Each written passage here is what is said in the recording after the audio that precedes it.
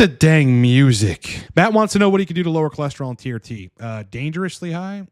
This is a problem, dude. I mean, I don't know what your dose is, but I would wager you're probably peaking and troughing really high and then low. I mean, if you're peaking at 1,800 nanograms per deciliter total testosterone, then yes, your cholesterol is probably going to be high. You've just probably got to get on a reasonable TRT dose, like just straight TRT, maybe 120 to 150. Inject more frequently, like every other day or so, but that will mean you're going to have to fight to get the protocol right. You might need to oscillate doses to make the sexual function work again. 50 milligrams one day, 40 milligrams 2 days later, on and on and on and on. But you could take some tacotrenols. That's a supplement that works like a statin but doesn't have the side effects that statins do. So that's a potential possibility there. And otherwise, you're looking at, what is it, ezetimibe? You know, otherwise actual pharmaceutical drugs that will modulate cholesterol synthesis and help lower your LDL and hopefully raise your HDL.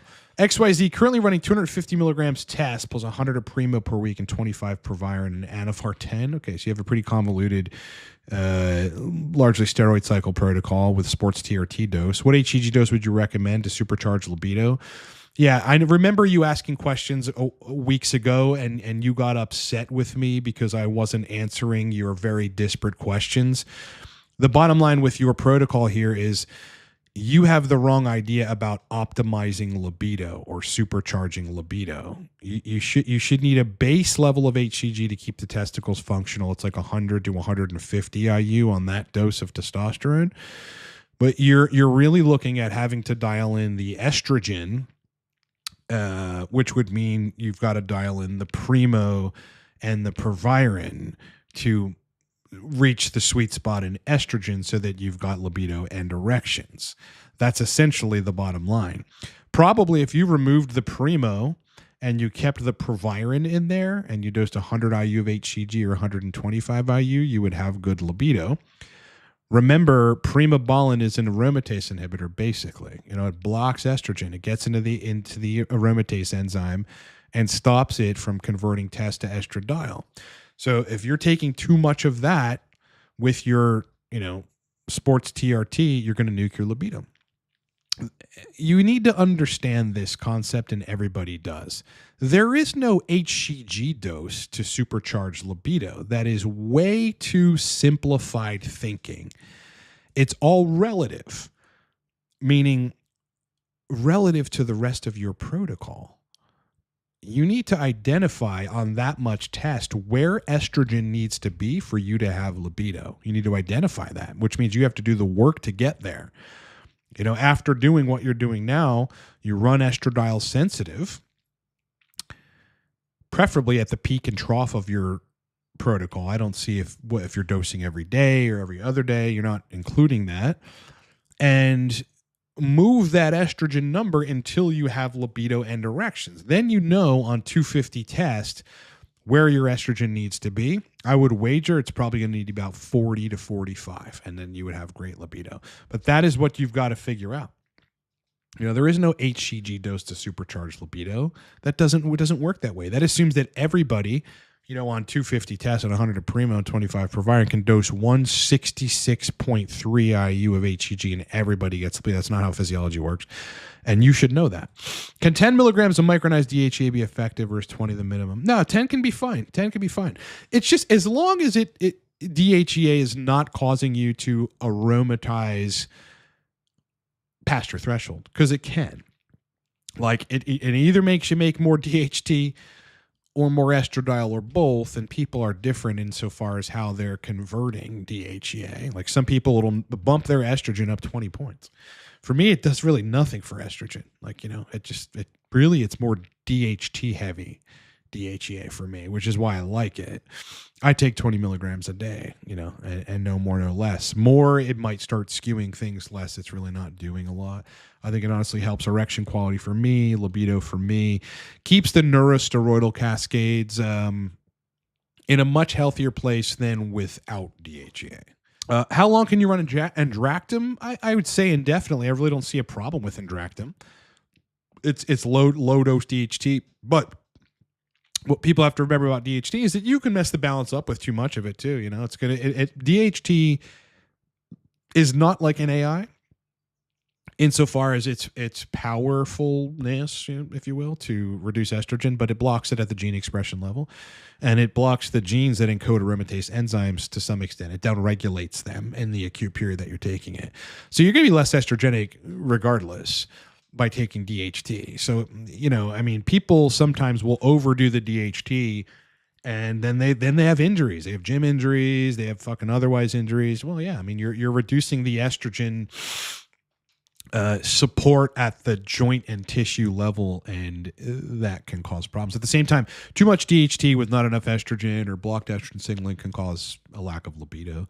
Your erections are probably going to be fine. So as long as you're not running into those problems, which assumes the dose is right for you, you can run it indefinitely. I really don't see a problem with Indractum. I think it's cool stuff. I have a tube of it, and I don't need to dose it at the moment, but you know, if ever I feel like I want to dose it, which would probably be on higher doses of test to try to control estrogen at the gene level, then I would dose it. I was going around in circles trying to raise libido and erection quality. Finally, the answer is prolactin. Yeah, 10 to 15. Yeah, I mean, you want to keep it 8 to 12, in my opinion. Prolactin. Yeah, like prolactin is just destructive to everything, erections and libido. But only if it's over range. I mean, if it's at 17, 18, yeah, you should get it down about 10. You just take some P5P to do that. If that doesn't work, low dose cabergoline. But yes, fucking prolactin will kill your dick, and it will kill your libido. You know why it kills libido? Here's the mechanism by which prolactin kills libido. Prolactin itself stops tubuloinfundibular dopamine neurons from firing correctly, which creates a shitty feedback loop of less dopamine binding to pituitary D2 receptors, which is going to upregulate lactotrope expression and increase prolactin. And prolactin in of itself shuts down dopamine firing generally. You know, it shuts it down. So that's why it kills your libido dead. At the same time, prolactin reduces the inflow of blood at the base of your penis. And no one really knows why that happens. It's probably just a nitric oxide mediated mechanism. I mean, that's the simplest answer. Look no further than nitric oxide signaling and endothelial function in the penis for erection quality, you know. Of course, there's smooth muscle function, all this other stuff, but like prolactin will just kill that. Would I suggest 250 test prop, 100 of mass, and 20 anavar? Well, again, this is way too general of a question, man, and I have no idea where your bloods go and how you respond in terms of sexual function to these doses. So I can't say I would suggest that. What you're trying to do, like, is it reasonable to have 100 of Masteron with 250 of prop? It is reasonable because you'll be blocking some estrogen signaling, which is going to be useful on that much prop. That much prop is definitely going to make you over aromatize. So it's useful. The anavar, I don't know what that's in there for. I presumably just anabolism because it's doing virtually nothing else except for making you less catabolic and more anabolic.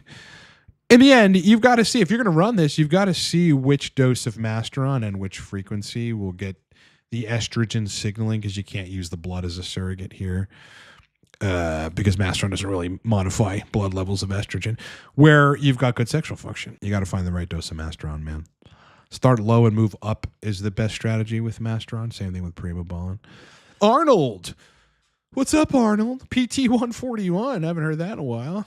Kisspeptin, Proviron. Which would you recommend to get the mojo drive back? Well, again, mojo is dependent on your sex hormones, specifically test, DHT, and estradiol being in the right ranges for your body.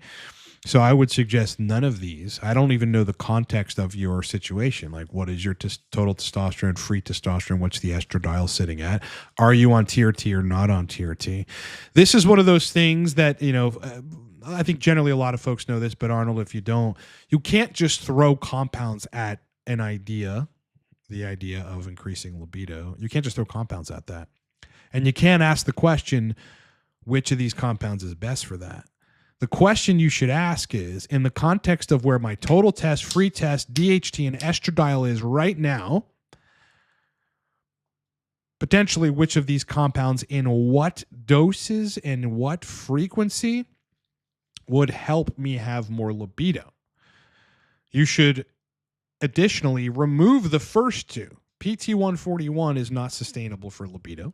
All it does is increase hypothalamic dopamine, which eventually has a stopping point. Your body's going to regulate that overfiring of hypothalamic dopamine eventually, and it will not work the same way. Kisspeptin or Kisspeptin 10, which is the only pharmaceutical grade preparation of Kisspeptin we can get, is not studied. Only Kisspeptin 50 is studied, 40 or 50.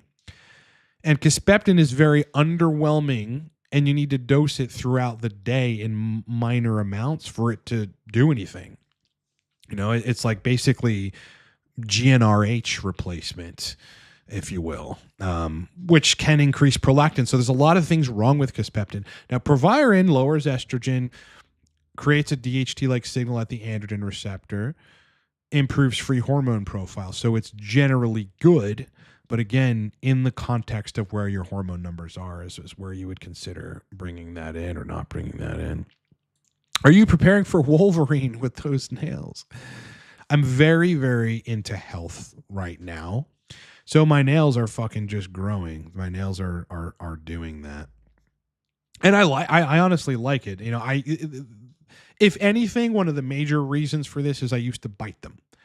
I used to bite my nails to nothing. And I really just got fucking sick of doing that. Why am I biting my nails off of my fingers? You know, nervousness, anxiety, fidgeting. Why am I biting? Why do people bite their fingernails off? That's, if you think about what that is, you have this part of your body here and you're ripping it off with your teeth. I just thought about that and it was like, I'm going to stop doing this. That and some lifestyle stuff in my nails are really, really long.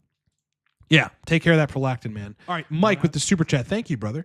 Ryan, why do IM injections and shallow IM injections cause major anxiety spikes even weeks apart, but sub-Q doesn't? It's just the kinetics of the injection method. It's the same reason why some people will inject in their quad with a 1-inch needle or a 5/8 inch needle or 1.5 inch needle, and their libido comes back. Higher peaks of androgens, man. Higher peaks of everything. A much more efficient usage of your testosterone. This is also why, so people think like, okay, there's no difference between sub-Q and IM. The studies, what, the 3 studies? Like, get fucking real. You know, like this is not science here. It's vastly different. It's vastly different. People will do IM everyday injections.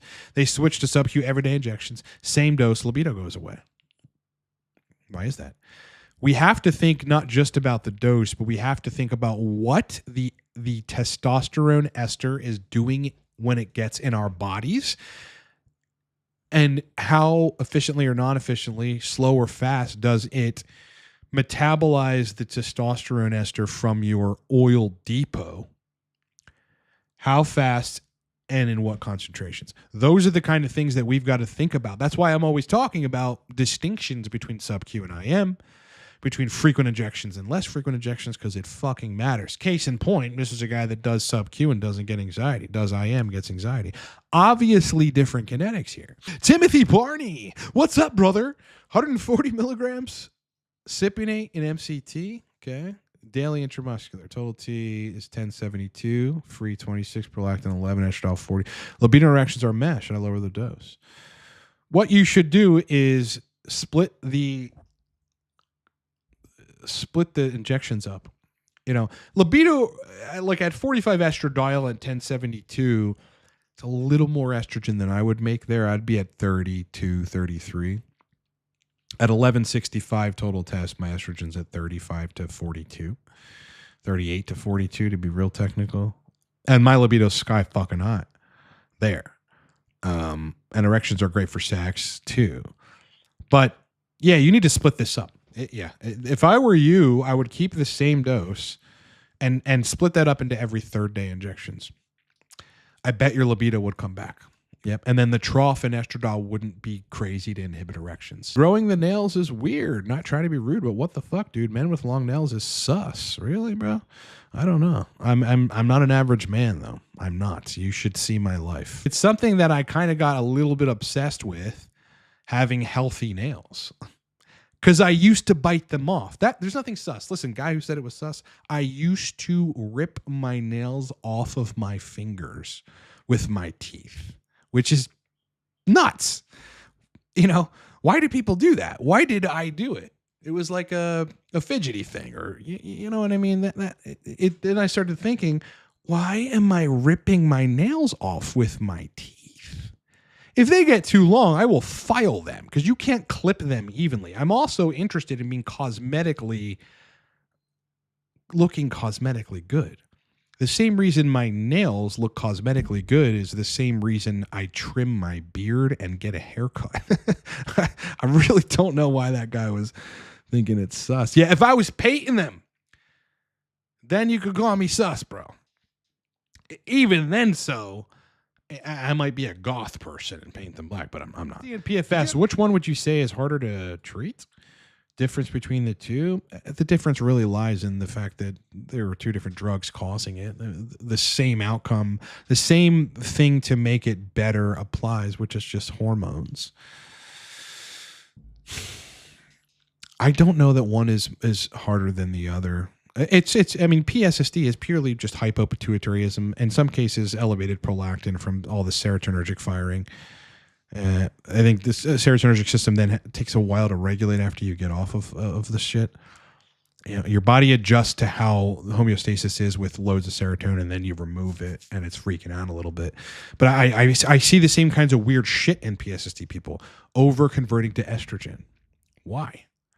You know, why? Did it upregulate serotonin receptor expression? Well, fucking serotonin or estrogen receptor expression, serotonin can do that. So these are different things that cause what is ultimately an extremely similar syndrome with an uncanny number of parallels. Like, to fix which you need a very similar approach.